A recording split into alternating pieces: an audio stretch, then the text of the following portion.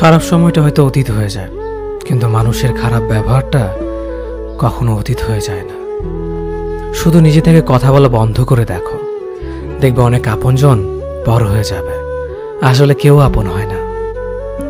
যারা তোমার ক্ষতি চায় তাদের আঘাত করবে না, তাদের সামনে একটু হাসি মুখে বাঁচবে।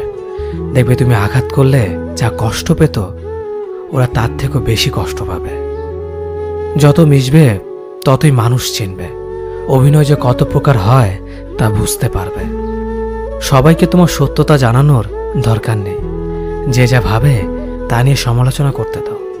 বেঈমান মানুষগুলো কখনো অপরিচিত মানুষ হয় না, খুব কাছের মানুষগুলোই বেঈমান হয়। পাতা ঝরার আগে পাতার রং বদলে যায়, আর মানুষ বদলানোর আগে কথা বলার ধরন বদলে যায়। মন কখনো ভাঙে না, যেটা ভাঙে সেটা হলো বিশ্বাস।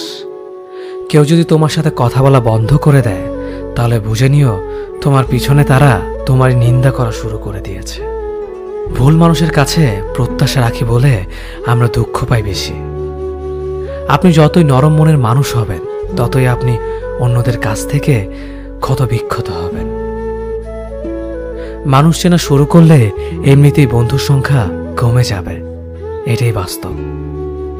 স্ত্রী চেনা যায় স্বামীর দারিদ্রতায়, স্বামীকে চেনা যায় স্ত্রীর অসুস্থতায়। খাবার যতই দামি হোক না কেন, পচে গেলে যেমন তার দাম থাকে না, ঠিক তেমনি শিক্ষা যতই থাকুক না কেন, মনুষ্যত্ব না থাকলে সে শিক্ষার কোনো দাম থাকে না। 3টি কথা মনে রাখবেন: যে তোমাকে সাহায্য করে তাকে কখনো ভুলে যেও না, যে তোমাকে ভালোবাসে তাকে কখনো ঘৃণা করো না, যে তোমাকে বিশ্বাস করে তাকে কখনো ঠকিও না। ধোঁকা একজনেই দেয়, কিন্তু বিশ্বাস সবার উপর থেকে উঠে যায়।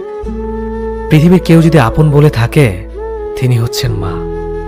যে ধোঁকা দেয় সে চালাক হতে পারে, তবে যে ধোঁকা খায় সে বোকা নয়, সে বিশ্বাসী।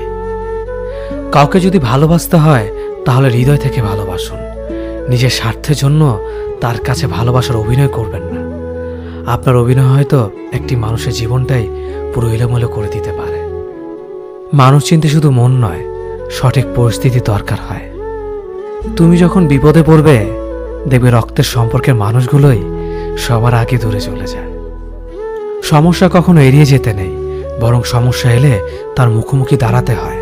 মনে রেখো, সমস্যাবিহীন সাফল্য কোনো আনন্দ নেই।